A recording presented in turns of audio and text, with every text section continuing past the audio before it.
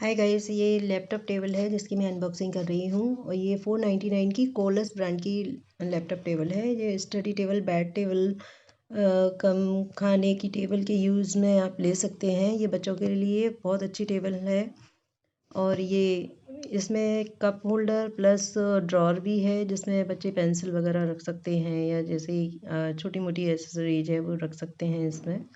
तो ये सीजर के देखा है मैंने, अच्छा है, क्वालिटी अच्छी है, इसकी मजबूत है टेबल।